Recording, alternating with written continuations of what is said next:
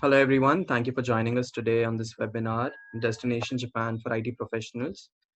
I'll quickly take you through the profile of our speaker, Dr. Krishnan. Now, Krish sir has around 27 plus years of technology leadership experience in tech and financial services across 12 plus Asia Pacific markets, including Japan, Korea, Hong Kong, Malaysia, and Singapore. Krish sir, with Nihon Technology and Nihon Edutech, has successfully sent around 120 plus TITP interns to Japan, and now he has the aim of sending more and more IT professionals, creating a better resource supply chain from India to Japan. So over to you, Krish sir. Thanks, Anuj. Let me just share the presentation that I want to walk you all through today. Welcome, everyone. Are you able to see the screen? Yeah. Okay, good. So I'll just help use this to walk through. So today I'm going to talk about the opportunities for building your careers in Japan. I mean, you know that in the last 20-30 years, Indians, especially from the IT field, have gone to various countries, including Japan. Myself included, we were one of the early sort of IT exports from India to Japan. I spent 10 years in Japan before, like coming as Anuj mentioned earlier, spending time in the Asia Pacific space for quite some time. Now, Japan has opportunities for not only high-skilled, which is IT engineers, but also for some of the low-skill categories. And Japan, for various demographic reasons, has been opening up quite some of their positions to to Indians. I mean, as you all know, Indians are anyway reputed. We have a reputation as the smart brains, the IT brains of the world, and Japan totally understands that. But now recently, they are also looking for other as India becomes a top demographic country in the world, right? Which average age of around 25. So India is one of the youngest nations, or very soon would be the youngest nations in the world. So with that, I'll just move. Today, I'm going to focus mainly on the high-skilled IT engineers, so part of the presentation. Okay, so a little bit more about myself. So I'm 53 years old. I lived for 10 years in Japan, then 3 years in Malaysia, and about 10 years in Singapore as well. Married and have 2 kids. My entire family loves Japan, Japanese food, and the Japanese culture. Sometimes we say that once you are, you've been to Japan and you've seen the culture, you kind of tend to like the place, love the discipline and few things, that Japan is known for. I mean, simple things like in any other country, if you want to keep the city clean, you have to put a fine, a huge fine. Like Singapore, where I lived for 10 years, right? If you throw rubbish on the street, it's a $5,000 fine if you're caught. Whereas in Japan, absolutely there's no fine. Somebody would just come and just take it and then put it, almost like giving a slap in your face, right? That's how Japan discipline is. People, it's inbuilt into their nature, ingrained in their nature. They follow Japanese discipline principles, etc. So currently, I'm heading Nihon Edutech, which is a firm that is primarily focused on imparting the necessary skills, both in terms of language, culture, and as well as technology for demands in Japan. We are totally focused on Japan. We have a slew of partner organizations also. And prior to that, as Anuj was mentioning, I used to be CIO for UBS in the region, including Japan. Prior to that, in Prudential, where I was covering Japan and Korea, and also with Citibank for a long time in Japan. So mostly financial tech, experience, which is also critical for the IT workforce in the future, because Japan is once again poised. And in the 90s, Japan was a big financial center, and Japan is still a big financial center. Tokyo Stock Exchange is one of the largest exchanges in the eastern part of the world, right? There's no other exchange that comes close. Singapore, Hong Kong, they're all small. Even Shanghai, is small, although it is trading in all the Chinese stocks. So Japan, is still a leader, and they are now establishing or re-establishing after there was a bit of a breakup in Tokyo, Singapore, and Hong Kong. A lot of things moved away from Japan, but now Japan is once again rebuilding that, especially from the investment banks, from the trading infrastructure, stock exchanges, and all that, which is a real big boost for the economy. So there's a lot of opportunities there. So one small information about myself also. I also am part of a trust. We run a polytechnic college, and the polytechnic college is in south of Tamil Nadu, in Tirunelveli, and we are primarily engineering education, but we are also training. I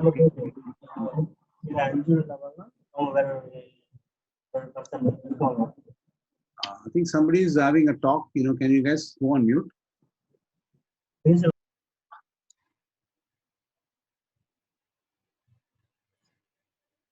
Okay, thanks. So, at the Polytechnic College, we train people in, the language as well, and we send them. And quite a lot of these Polytechnic guys have gone to Japan as well. So that's one of the things that we do. Now, just to recap on what Nihon Edutech does, as I mentioned earlier, we are totally focused on workforce for Japan. We are end-to-end in recruitment, language training, and placement services. So everything from contacting customers, getting demand from customers, training and preparing the students both in language and technical, and of course placement and support for you guys. Once you go to Japan, this is what our focus is. We have our own product learning platform because COVID and a lot of the training has gone online, but we have been doing this for quite some time. So we're continuing to improve where we are having a marketplace between trainers, learners, or job seekers as yourselves, and employers in Japan. And of course, we also do technology services in still a nascent stage, but the idea is to be able to get into the latest, niche technology areas, right? The latest areas being predominantly Salesforce, cloud and DevOps areas, Salesforce type of SaaS platforms, and digital transformation, which is web development, etc. And I think Anuj, my colleague, mentioned already that we have sent around 120 interns to Japan. So that is a part of the training drive that we're doing. We also do direct placements in the technology space where customers require immediate. So we have our own as well as ability to locally search and place people, because last year, as COVID was a tough one, and we had to do a lot of local placements to kind of continue to support our customers. Now, what is the opportunity in Japan you get, right? Just to give you a perspective, I mentioned earlier that India has one of the youngest demographics, right? You all seen Prime Minister Modi speak about it quite often in various forums. India is a skill capital. India is the youngest workforce in the world, etc. Right? 25 is our average age, which is here in this graph. It's a bit small, but 25 is over there, right? Right here. Japan is at 50 average, and very large portion of 60 plus people in Japan. So it's not just the 50 is average, but there is a huge portion of 65. That means most of the people are aged. They cannot do a lot of entry level jobs. In fact, there is new population that doesn't exist.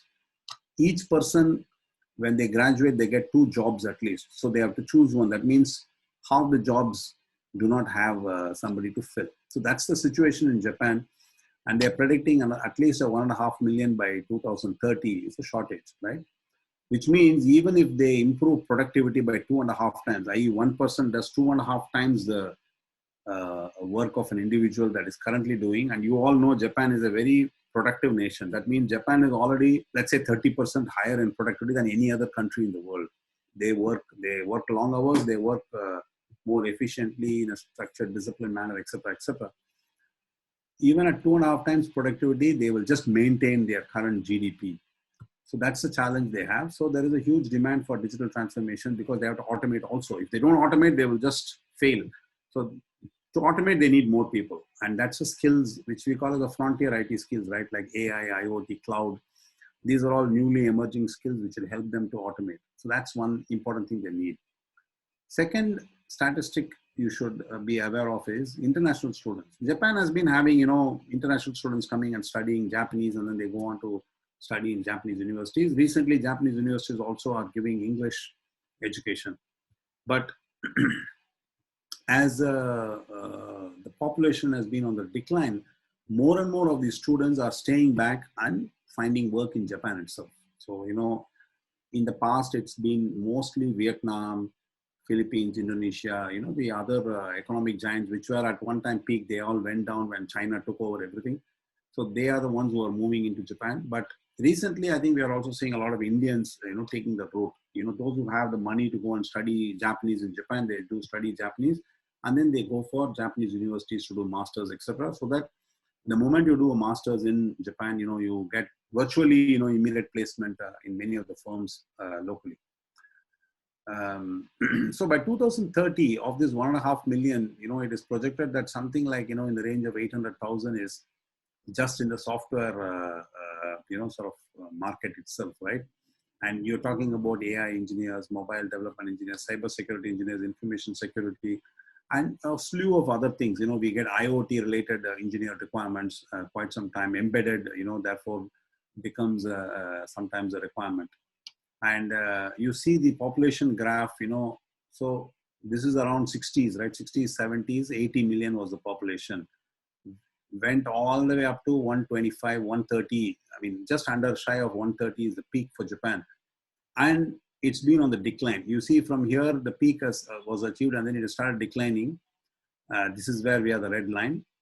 And it's projected in a heavy, steep fall actually.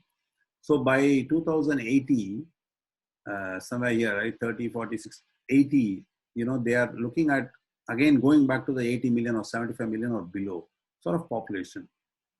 So the population, if it goes down that range, right, the economy will struggle. So that's why they are looking at allowing, fresh labor to come in. So in the form of technical and high-skilled resources, they are looking for other country people to come in. Now, just a little bit more about the Japan market information for you guys. Today, the total number of IT engineers working in the world is around 21 million. Okay, so it's all of the IT people across, of which US, China, and India are, the leaders, right? 4.7 the US highest, and then around half that number is where China and India are at. Japan is half of what we have, whereas the economy is a much bigger economy in Japan.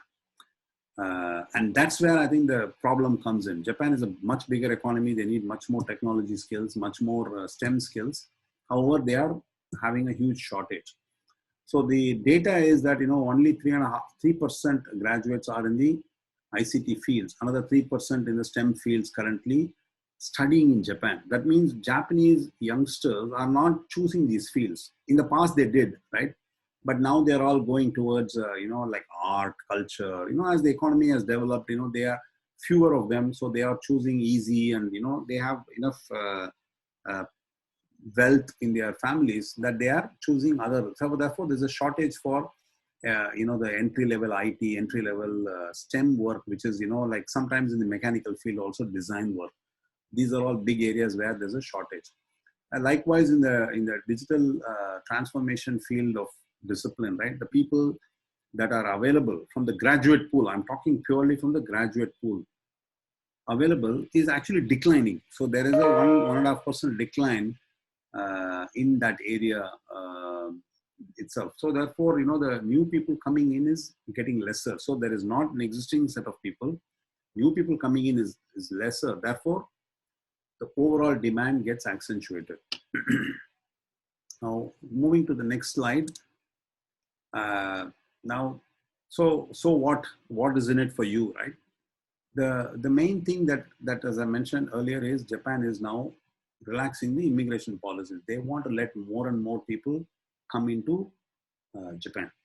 Now, to do that, to attract more and more people coming in, what Japanese government has done is especially for highly skilled, which is engineer class visa, right? So all of you have done your BTech or above graduation. So when you have done your BE, BTech, and you apply or you get a job in Japan, then the visa category that you will get will allow you to even go for permanent residency just after the first year. So if, let's say, you are getting a job where they are applying for a 3-year visa for you, in the first year end, you can even go for a permanent residency. What that allows is, you can, even if you lose a job, you can continue to search and then find another job. Of course, switching jobs also is possible in Japan. Although I would say that, from a career perspective, from a Japan ethos perspective, right? You need to look at how quickly you jump. You cannot jump like in India. Sometimes people do. You need to be measured in terms of how long you're staying in one, location, etc. So you need to have that thing in mind. But it is possible that you can go for PR visas. Today, Japan also is one of the lowest interest rate world, right? So people, instead of paying rent for an apartment, you can actually get a loan. Once you are in a PR state, you can get a loan for an apartment, and then you can even buy an apartment and then just pay EMI instead of rent. So similar to India, we can do those things in Japan as well. So they have, made it much easy for you to enter into Japan, stay for longer term, work there, find more work, and set up your families and other things. That's the real goal for Japan, right? They want to let, just like Canada, Australia, and US have done, they are allowing, and Japan is also a large economy like these other markets. And in many ways, you would find it a lot easier to work in Japan than in other places. The opportunity will be much more. The demand, as I mentioned, these are the areas of demand that we see. Already I mentioned most of that. Financial insurance sector, I said, is going to be an area of future growth as well. The difference is, than normal financial insurance technology, they actually pay a little higher than average, let's say manufacturing sector or any other sector, right, playing, versus what you get in a financial sector. The salaries are a little higher. However, overall salaries, I should say, Japan is a little lower than US or some of the top markets. I think even Singapore and all have gone above, because in the last 10, 20 years, Japan has been kind of, cost of living has not changed in Japan. It's been kind of static. Whereas in other places, cost of living has gone up, therefore the salary has gone up. So you might think that the salary is high, therefore, other market is better, but the cost of living in those markets are also high. That means savings potential is not necessarily linked to the higher salary, right? So even in this salary, you may have a better savings potential in Japan. And here on the right, I've put some of the, sort of salaries for various, roles in Japan. So these are all roles available in Japan today. I mean, there's a whole bunch of other data, and these keep changing, right? The data keeps changing from time to time. But you can see that the range is also quite a bit. So even though I put full stack here, let's say $5,000 per month, right, which is $60,000 average salary in a year, you could say that, it can vary between, something like in the range of 50,000 to 85,000. So it can vary. These jobs, depending on the number of years of experience, the kind of role, the kind of industry you are in, it can vary, quite a big range. And once you go there also, as I said, the potential for you to, like elevate your salaries always exists, because, you will start finding more opportunities once you have the experience in Japan. However, Japan has certain hurdles, so I will get into that, right? The big hurdle, of course, is the language. So while I think there's a huge opportunity, of 800,000 jobs that are potentially available in the next 10 years, the big challenge is the need for the language. And not only language, also they expect a certain adaptation to the culture, right? Even to live there, you should be able to get used to seeing Japanese food everywhere, right? People, the socializing world is pretty popular in Japan. Of course, coronavirus has really changed the world. But, I'm sure, we will be getting back to normal, some sort of normalcy soon. At that time, Japan tends to, go out in the evenings, team building, people relationships. These are the more important things in Japan, not just structured, like I tell you, you do kind of an operation, right? So there's a relationship building, the trust building is very important in Japan. So these things require a level of language, some comfort that you can speak the language. You just need the language just to interact with a normal person. Let's say I want to see somebody in the street, wants to talk to you, or you are in a shop, you are unable to understand something, especially like you are buying a medicine or something, you don't understand the way to communicate. These are the places where you will need the language ability. Although technology is there, right? You can actually point a Google, mic, and the Google will translate for you. All sorts of apps have come today, but still the communication is a very important aspect of our social life, and that's very important. Even corporate social life is important. I mean, work life, right, is social interaction. In IT, what we do is, we are interacting as a team, we're working as a team. People give um, instructions, people give requirements, we then follow. We also talk to other people to get the work done as a team, and we deliver. So that's why, the language is an important part, and it is an investment, because, there are 5 levels in Japanese. And while foundation level is just the basic, and in some cases N4 could be an entry level. For IT guys, this is the entry level. As you can see, this N3 level, right? Middle level, that is the entry level. That takes in the range of, if you do part-time studies, it's in the range of 10 months. If you are doing full-time study, probably 6 months you can complete that, right? That level of proficiency is needed for you to then find an opportunity to go to Japan. So you need to put that effort. That's the one hurdle in Japan. So far, I think all of you are able to follow what I'm saying, or am I too fast?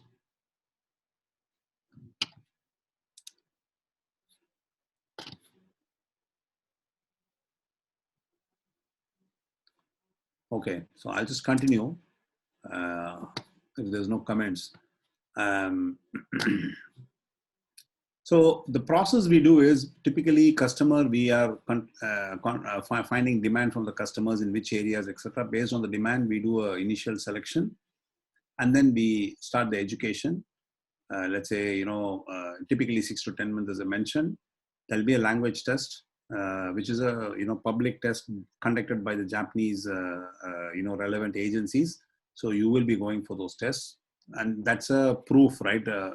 Just like an ITIL certification or any other certification, AWS certification today we talk about. This is very similar to that. And then there is, customer interviews, visa preparation, etc. These processes may overlap a little bit, because, by the time you're ready, you can start interviewing, and then you can finish, and then you can go to Japan. And the training, what entails in the training is not just, Japanese language, as I mentioned. There is common sense and manner of style, living skills, living Japanese, meaning for survival on the street, survival in the house place, etc., etc., interacting in the medical, hospital and healthcare, those kind of, as well as any other specific terminology for your chosen domain. Analytics may have some words, IT per se has terminology. So these kind of things will be taught to you during that period. Now, what are the strengths, that we have, right, from a Nihon Edutech perspective? Firstly, we focus on a spoken first Japanese training. Like I said, right, in my 25 plus years that I've interacted with Japan, one of the things I found is, language we don't learn for passing a test. Language is not for, I write a test and I know, 1,000 kanjis or 2,000 kanji. Kanji is the, the pictographs that Chinese and Japanese use. It is not that. It is the ability for you to communicate, convey a certain message, as well as understand what the other person is saying and respond appropriately. And that is the spoken conversational ability in a language. That is the one that will drive you to learn more in the language. Like when I hear somebody using a certain phrase, I want to use it. I want to see how to, bring it into my conversation, because I've learned something new. If you are not good listener, if you're not a good, if you're unable to converse in the first place, then you will never learn such Japanese, which you are learning only when you are in Japan. So that's why, we focus on the spoken first Japanese curriculum. We also use native Japanese trainers here. So the native Japanese, and they are all rotating. Few Japanese trainers will be rotating for all of you so that you can all learn, to listen to different types of Japanese, because they may have a different way of telling even their English. The English, initially you would not even understand the English that Japanese speak. You have to train your ears a little bit before you can listen to the English from Japanese. So it's like that. So we use a special curriculum. Then we also train you on, the readiness for interviews, etc. We have, IT expertise, myself, Ganaps on the line, and then a few other people in the company. They are all like people we all used to do for IT. Now we are doing across the board. So, we have that one. We already have quite a few connects with recruiters in Japan, and we are continuing to increase this, recruit base, as I mentioned earlier, through our platform also. And we have other partner organizations which help for location, in Japan support and Japan placements, etc. Plus specific technology partners for areas like cloud, Salesforce, web mobile, etc. This is very important because you cannot just, get expertise, right? Sometimes you need project experience. Japanese customers will look for your experience, relevant project experience in the skill that they're looking for, and of course the Japanese skill, right? So they're looking for all three. Japanese, depending on the nicheness of the technology itself, like for example, if you are a DevOps and especially, some of the tools, which is Jenkins and other things, right? There's a huge demand. They may actually forego on the Japanese language level, the technology level. They will look for how many years of project work you have done. So those sort of things will have a priority. In some cases, they look for, the language level, because if you're a consulting role, if your role is, let's say SAP, I'm a, distribution, supply distribution consultant. If you are that, or a money market the materials management consultant, then you have to have that level of language to be able to understand the requirements, write the requirements, convey the requirements, clarify it with the customer once again before you transfer to the technology team to get it developed or configured in SAP platforms. So depending on the skill level, there'll be some, but we need technical skills, very important technical skills, so that they train. Okay. So I think I've gone on for half an hour. I would like to actually interact and take it through some questions, if I may. So I would like to open the conversation to the floor for some questions. Any of you, if you want to use chat tool to ask questions, please feel free, or you can.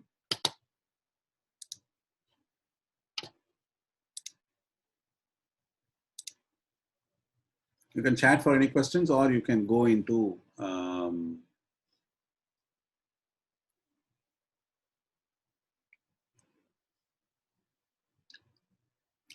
Yeah, I see that Mr. Shubham has raised his hand. So Shubham, you can open up your mic and speak. Hi, Krishnan. Am I audible? Yeah, you're audible. Yeah. Basically, I have a work experience of 8 months in data and analytics support.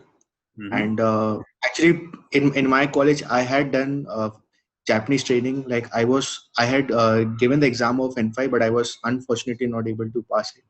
So, I am still keen on going to Japan. But as you mentioned that you have providing trainings in DevOps or tech stack, right?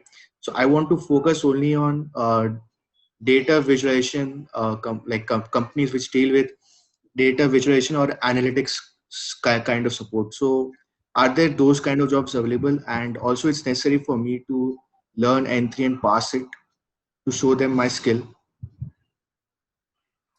See, a good question, Shubham. Data, of course, data analytics is a big area. I think I put AI, just and left it like that, but I didn't dwell on too much on the AI analytics part. With IoT becoming a big thing, right? Analytics is a big, because the amount of data that pours in is huge. And I think many of the organizations are struggling. And I'm also seeing now that the trend is more than data scientists, data engineers, people who are able to execute the models, continuously, and then make sure, data is available for decision making and visualization and changes in visualizations, etc. that is needed on an ongoing basis. Such data engineers, there is a demand, and there's a large demand. It's a growing demand, I would say, in Japan, right? However, as I mentioned, for Japan, language is a big thing. Unless, you are a very, very unique product and you are an expert in that product, right? And that product customers need. So the challenges of such things, matching is a bit rare. So that's why language learning is an important aspect. So what you should do is, while you are developing, you have 8 months, you said. 8 months is a short experience level, right? Nowadays, globally, that's another one of the problems of India becoming this behemoth in IT, right?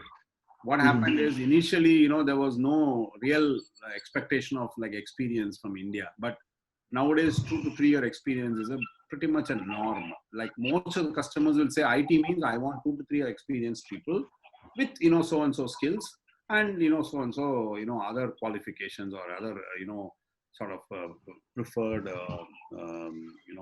experiences, right? So that's why what you need to do is, you need to make sure you are able to pick up the language and the technology in parallel that you are working currently. And we can work out, like, even AI, etc. I think we might be able to help you scale. And in a place where you're already working, or that place, you continue to work and gain some more experience in that space. Parallel, study the language, then going and getting placed would be putting you in a better position to get placed. Are you guys also located in Chennai or Pune? We are currently in Chennai, but for IT, we are doing mostly online training across India. So okay. Yeah. Because I would prefer like offline kind of interaction, because feel that works out for me. So definitely I'll contact you.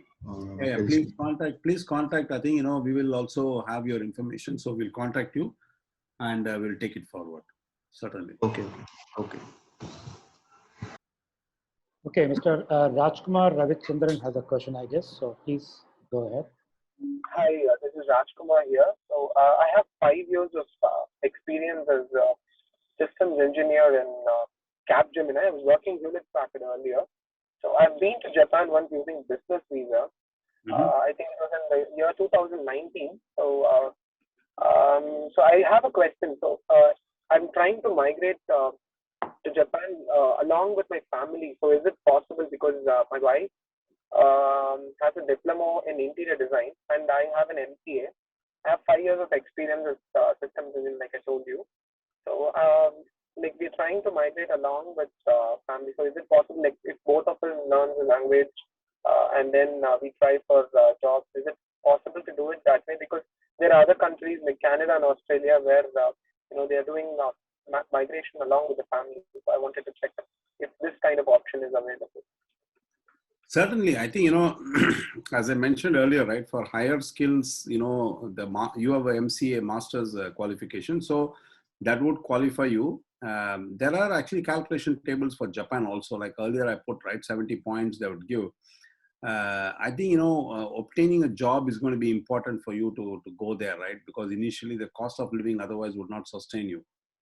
To do that, you need to study the language and then go. Either one of you can study. The interior design part, I would say, I am not so familiar with how much jobs are there in interior design, etc. in Japan, right?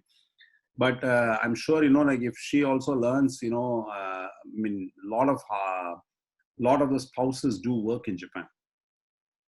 They tend to work, in different areas. Like, one of the spouses actually is helping in recruitment for us. Like a person, the husband is working in in IT, whereas the wife is now running a small recruitment firm, and then they are helping in people search and deploy specific skills, IT skills, because they have some contact. So there's a lot of ways in which there's opportunities for the wife. in this case. But if you know the language, it puts you in a better position. Sorry to interrupt. To be precise, it is actually merchandising. She's saying right now, like Tesco in UK. So this is like she was into retail merchandising. So there are stores like 7-Eleven and Lawson and other stores, right? So can she get a job in merchandising or something like that? Because she has experience in Tesco supermarket, UK. So something like merchandising probably. Yeah, I mean, as I said, I'm not very familiar with that area, Rajkumar. But Okay. if you are able to, one of you is able to position, then you can take the entire family. Basically, Okay. for your visa type, the dependents can go on day one. So there's no issue at all. She would go, and then she would figure out a job once she's there. In a sense, like you can look out for jobs. What are the options available, etc. We would not be so successful at that, because I mean our expertise is not in the merchandising area. Correct. In the But 7-Eleven, how long does it take for us to learn the language? If we start probably in the month of March, how long does it take for us to go up to at least N4 or N3? if we start, let's as I mentioned, it's around 9 to 10 months time frame if you're doing a part-time study. Okay. If there is a full-time study possible, then that's a 6-month kind of a course. Okay. We can give you more details, and we can guide you on that. Sure. Thank you so much. Yeah. I think Samaksh had a question. Samaksh, please go ahead. Yeah. Hey, Krishna. Good evening. Kunmanva. So I actually have an experience of 8 years in full stack development. Not 8 years, around 7 years. And it's growing now. My specific problem was that right now with my job, it becomes very hard to parallelly also learn the Japanese language. Mm-hmm. And now I have already done N5 and I was hoping to get N3 in India itself, but as it's become, it has become more and more difficult because of all the responsibilities that I have in my job.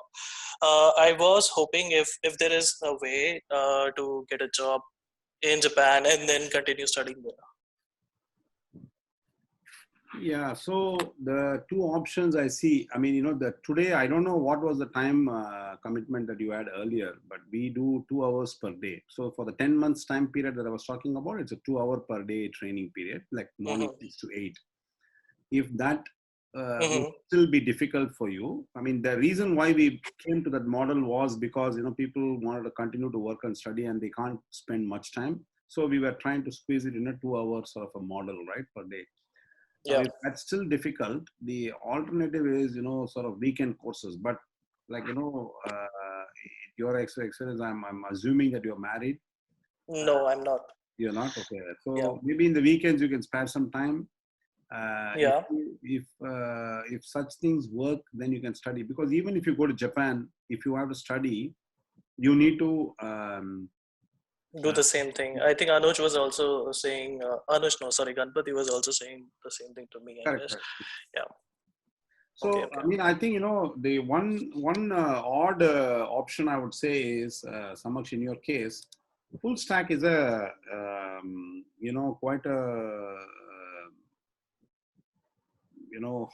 hot area, right? Okay. What are the areas you would know? If you can send the CV, etc. What we can do is we can find if there are jobs available. You have some basic Japanese knowledge. You may need to do some. We had some special program which is a much shorter program for conversational Japanese only. Okay. I don't know if Ganapati has already mentioned this to you, but that idea was let's not burden people who have some hot skills to spend 10 months doing full level Japanese. Get the conversational ability going so that if you're able to converse a little bit here and there, then what happens is you build a relationship. Most of technology is at the end of the day done in English. Yeah. You're not doing programming in Japanese language. Right. So the main reason why you need language is for requirements understanding, for making sure, when somebody gives an instruction, you don't make a mistake, right? Somebody defines a process, defines, the actual logic that you have to build. Right. And then you have to build coding, then you make mistakes, it becomes a problem. Also in your line of work, right, if you are in full stack and you're doing GUI work, you Mhm. may need you may need the strengths at least to see the screen and quickly guess like where what character is coming, Mhm. labels are all. So for that a level of language would be helpful. um, Yeah. Now, so therefore, I would say that one odd choice is we can look for jobs for you, but if you can in parallel spare this 2 hours per day, that would be the ideal. If Okay. that's not possible, then we'll have to see when and if we can do some kind of offline, weekend type of courses. At Okay. this point, we are still contemplating on that, but Ganapati may be able to advise you later. Okay. Another question I had was so how does a position in India translate to a position in Japan? So let's say a senior software developer, like SDE2 levels of developer, does it translate to the same position in Japan?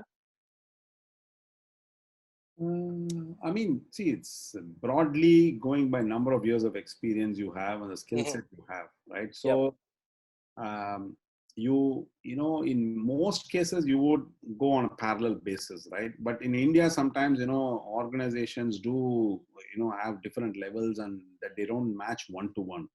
Especially, if you are in an IT organization, Mhm. they create a lot of levels. Whereas in big, corporates, they may not want to have too many levels. There is an optimization of levels. So you might feel like, you are going to one level above or below, right? Okay.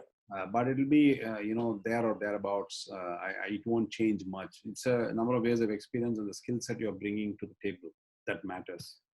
Okay. Okay. And salary wise, anyway, there'll be a big differential, I hope. So, I think that way, that there should not be a much of a feeling of, going down, if you will. Right. One small last thing was I in your presentation, in one of the sheets I saw that you can start start the interview process, and in the meantime you can continue learning. How does that work? Yeah, I think this slide. Yeah. Okay, let me just put that slide up. So, what I was trying to mean was, so, you are doing the 6 to 10 months of Japanese study, right? Yeah. Somewhere around between N4 and moving on to N3 space, you will be able to have enough language skills to be able to communicate in Japanese, to present yourself. What I mean by present yourself is in an interview, right? An interview is a 1 hour, 1.5 hour process. How much can I know you, right?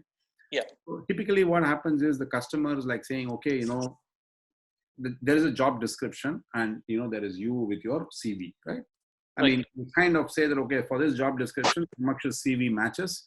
So let's have a conversation and, we do the initial filtering and then we say, okay, yeah, it matches close. So let's put so much for an interview to the customer. So the customer interview starts because this customer interview and visa preparation can be anywhere between 1 to 2 months time taking. Okay. Okay. Because, just the visa process to get a visa approval from Japan takes, it can take up to 8 weeks, 4 weeks, if you're lucky. Okay. So we overlap these two to do it. It's not like, when you're zero, this starts. Because Okay. when Okay. the customer is not able to assess you, when you are at a level where you can be put in front of customer, that means, you should be able to explain about yourself. You should be able to explain about the projects you have done, as well as answer some questions, relevant questions that the customer puts forth in that interview. And he might, use sometimes a complex Japanese, sometimes simple Japanese. We will be there. So we will tell normally, when I arrange interviews, what I do is I tell the customer, use, sort of easier Japanese. So Okay. slowly so that, you can understand. Usually, there'll be enough English words and how the English words are being spoken in a Japanese way, right? Mm-hmm. Yeah. And already you are an N5, so how Yeah. it works. So that English, if you're able to hear, you will be able to guess the answer for that, right? So you have to just relevant ways, you have to respond. And that's why we use this Marugoto technique, which is a slightly spoken way of learning Japanese. Mm-hmm. And in the past, I've seen that has really helped because that changes than the traditional. I'm sure you learned Japanese through using a book called Minna no Nihongo. Not really. So the institute that I went to, they had their own course material. So yeah, it was fine. So, but the good part about that was that they had all native teachers. Okay. So that was nice. Okay, Samaksh, where are you based, by the way? I am based in Jaipur right now. I was in Bangalore, but because of COVID, I moved back to Jaipur, Rajasthan. Okay, okay. Yeah. Jaipur is one place where I would like to start a training center also, because it's closer to Neemrana, which is the Japanese manufacturing center in India. Oh yeah. I recently just got to know about that. Yeah, they have a whole community residing there. Yeah. It's huge. It's like a mini Japan in. Yeah. Yeah. Okay. I think that clears up. I have taken up a lot of time. Sorry. Yeah. No worries, no worries. Yeah. I think it's good. You know, it's a benefit for the rest of the people as well. Some of the questions. Thank you. Yeah. And next is Ram Kumar. I think you have a question. Please go ahead. Yeah. First of all, thank you, Krishnan san and Ganapati san, for this presentation, and good evening to everyone. Yeah. I did not see anything on that mechanical engineering, preferably either in automotive or manufacturing related job lists. I could see all about only to IT or electronics and communication engineering. Okay. So as I mentioned before at the beginning, you know, I did put a disclaimer that, you know, this today I'm just focusing on the IT skills, because IT is a broader set of skills. So what we see is, you know, both in terms of PCB design and mechanical engineering design with, you know, tools like CATIA. Those are the kind of demands that exist in Japan. And so what I also hear is, you know, like there are certain companies, you know, which are looking at, you know, large gaps of like 50,000 engineers with the ability to do design. Because most of the fresh graduates in Japan, right, if you see this STEM field, right, there is a decline in the area 1.1%, meaning people are going away from core mechanical and other studies in Japan to, you know, like there's arts and, you know, more humanities sort of a side of studies. So there's a shortage of the design engineers. So there is a demand there, and that's where the mechanical with what do you call N4. So for mechanical design, typically, you know, you don't need up to N3, N4 is enough. Whereas I think the Japanese, as I mentioned earlier, for IT and for everywhere, it is a sense, you know, this feeling of I can speak in Japanese. That is the big thing for them. So, you know, studying up to N3 only helps, you know, for all engineers. Yeah, I'm N3 certified. I'm sorry to interrupt you. Oh, okay. I'm preparing for N2. Unfortunately, the test has been cancelled. So I'm targeting this July. Okay, then I think, you know, in your case, you know, there's a much bigger chance. If you're N3 and above, very good chance, Ram Kumar, for you to, you know, get placed. I mean, directly, you don't need to come for any course or anything. You can just directly look for opportunities. There was a bit of a decline. I think, you know, whole of last year, right? There's been a huge change of, because Japan was stuck.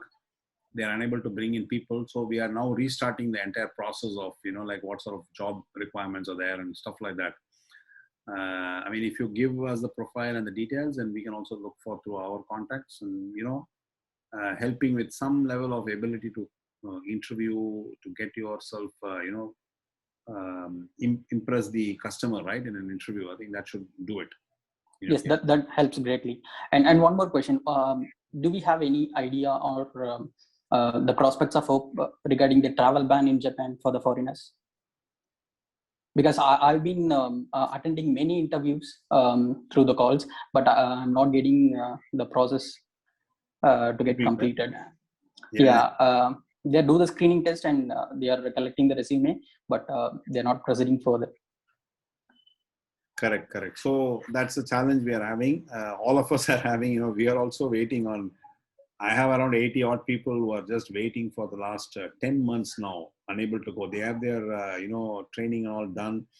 Half of them already have the visas also in their hand, but they can't travel. So it's a real pathetic situation, right? I mean, looking from your shoes, right? I'm looking at it, you know, you're so close yet, you know, you're far away. So the current prospect is that more or less, I think the status. I mean, overall coronavirus, situation is under control there in Japan, except for Tokyo and 2 or 3 prefectures. But they hope that even these 2 or 3 prefectures by March 7th, it will be kind of under control, and they would release the lockdown. Okay. Yep. And so once they release the lockdown, slowly, I think they will start processing the visas and taking. It's just the customers, looking for, how do I say, customers are, like able to apply for and then get the process done, visa process done. So very soon it'll open.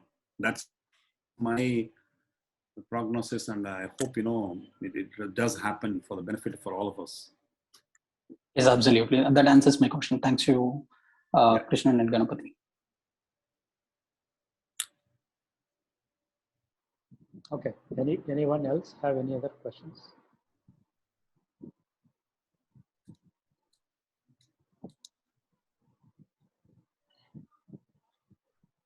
Okay. Krish, I think Okay. then the question. Okay, good. If there is no other question, I just want to post one slide. I think I don't know how many of you are already used to Japan. This is a small slide we put on the kind of stay that you would get in Japan, right? Typical place of stay in Japan. And maybe some of you have studied Japanese, so like we call it nikodate or sankodate, meaning 2-floor or a 3-floor small apartment. This is typical in the countryside.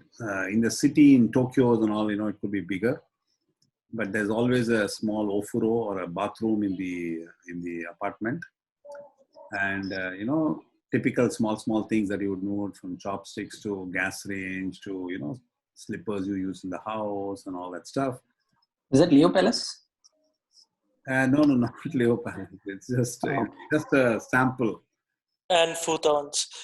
Yeah, the futons, the small LDK, which is a living dining kitchen all in one room, where you have a small kitchen corner, this kind of a wash basin, a small cutting place, and then of course the gas range is kept there. Then a microwave and fridge will be on the sides, and a rice cooker. Typically, you'll have a rice cooker which can do timer so that you can cook, and then leave it so that it's ready. It's hot food when you're reaching home in the night. Washing machine, vacuum cleaner, the futons, and that's a typical, Japanese living space. It's not exactly what you would live in, right? It might vary for individuals and stuff like that, but it is typical.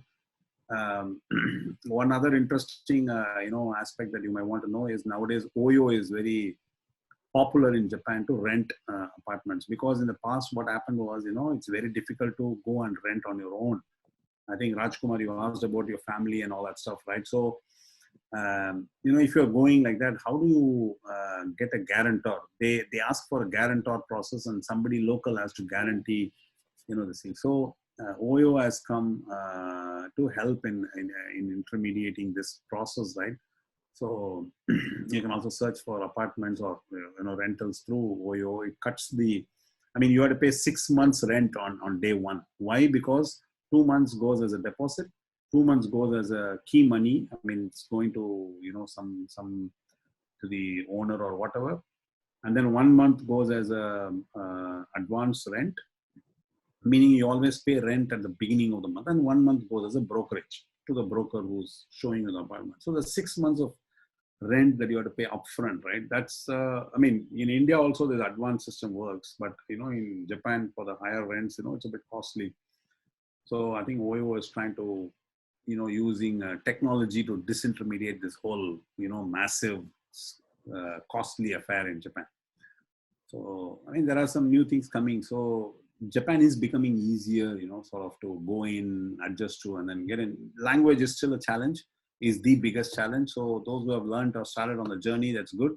Otherwise, if you start the journey, as I mentioned earlier, just like Canada and other places, Japan is a very nice place to work. I think the people, it will be a much different culture experience. And from when I went in Japan, there was 2,000 Indians, right? Today in IT alone, there is probably somewhere in the range of 35,000 plus, 35, maybe 40,000. So that's our total. And now As I mentioned, the last 2 years, we have been starting to also send people from the skilled, semi-skilled space. That means the Indian population will easily cross, soon in the bigger ranges, like 100,000, crossing 100,000, 200,000, etc. So in the future, we can see that Japan is a big Indian population area. So do think about it, and actively focus on what you need to do to get your skills necessary to go. It's a great place, notwithstanding the fact that there could be the occasional tremors and the natural sort of disasters that strike Japan from time to time. Okay, so that kind of ends my presentation. Thank you very much for joining today. Please keep in touch. You can always reach out to any of us for any queries that you want. Our goal is to have more Indians in Japan. That's the idea. Just before you go, can you also tell us like your experience, other than professional experience, what are some like problems you faced in Japan? Like, is there any kind of racism there, difficulty with the society, or the social aspect of living there? Social aspect, for the IT space, it's not much, in the IT space. There will be occasional people who might be a little, sort of vexed with why, foreigners are coming in and, etc. Indians are coming and take over the IT space. But, we don't, in IT space, we don't face a lot of social, sort of aspects. I mean, just the small cultural differences which you mistake, right? For example, once we were making a lot of sound in the night, and then suddenly a police knocks the door at 2 a.m., right? And then he says, please use your headset. I mean, these kind of things people might not come to your face and tell. They will, only report through the normal channels. So the process there could be a little frustrating. You want until you get used to it, but it doesn't affect you in any sort of way. I mean, there is always these Indians clustering to themselves, Japanese clustering to themselves. To an extent, it happens, but Japanese are a lot different from, like I lived in Singapore as well, right? Where Singaporeans, Malay, and Indians, we say we are in a, almost like a, Harmony. integrated society, harmonious society, but not necessarily, right? So Japan also, they only meet outside. Japanese will not invite you to their house. We tend to invite the Japanese to the house, but the Japanese will not because they don't want to, because they feel like, their houses are small, it's congested. They don't want to show off their, dirty laundry in front of you, right? So they tend to, you normally meet Japanese outside in restaurants and get used to it. So it's more or less, it's like getting used to the culture, the style, and adapting from your side to that society. You don't see a lot of evil repercussions. There will be some areas, like you will see that the odd person is misbehaving. And we should understand that, in a large society which is not used to foreign interference, suddenly, in the last 30 years, only the foreigners' influx have increased, right?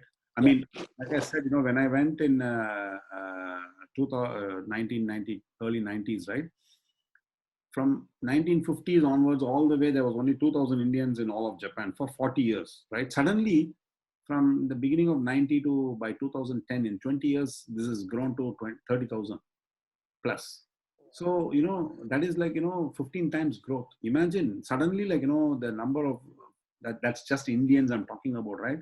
The biggest number of foreigners coming into Japan, the top, a foreigner job role in Japan is English teacher. And they will only take a European or a American as an English teacher because they want to look for native English teachers. They are across Japan. They are all over Japan. They're doing all sorts of businesses. And that population has increased. They have to learn English because to integrate into a global society. Like we know Indians have come in. Along with Indians, it's like a lot of semi-skilled from Vietnam and a lot of countries have come in. So there will be some repercussions on people, somebody saying that, oh my God, my job is taken away, my, this thing. Although Japan has done a great job by reintegrating the 60 plus retired volunteers to back to work is huge in Japan. They were the leaders in bringing, to eliminating gender discrimination. I mean, not gender, age discrimination rather. So, these kind of things is changing. There may be some repercussion later. Other than that, I don't see for high skill any sort of issue you'll face. Okay. Okay. Just to quickly add on to that, I mean, this is, I think, probably what Krish described is more from, what point of view, but socially, there is no fear or anything, right? So there is no racial discrimination that they will show to you, right? When you are walking on the street or your neighbors, they are very friendly with you. And you can never see anybody kind of raising voice against, any foreigners, right? So, Okay. I mean, unlike US, where maybe, we'll see a different kind of, racial discrimination or the fear of moving in the streets, but here you won't find that in a kind of a social environment, Right. in your personal life. Okay. Yeah, Okay. actually, Japan is one of the safest countries in the world. We used to leave our doors open, and I think even today you can potentially leave your doors open and nothing will happen. And if you drop a wallet or something anywhere, it will be found, returned to the lost and found, or to the nearest police station. It will be there. So you can always go back and then find out. And I can tell you, just 2 years ago I did that, and still I could get, including my train pass and everything, intact. Nice. Okay. So I think Japan has not changed in that aspect. It's a safe, very safe place to live.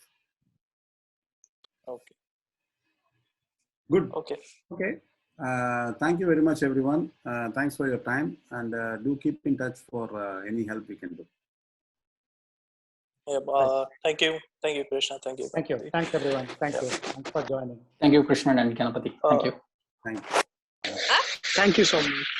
Thank you.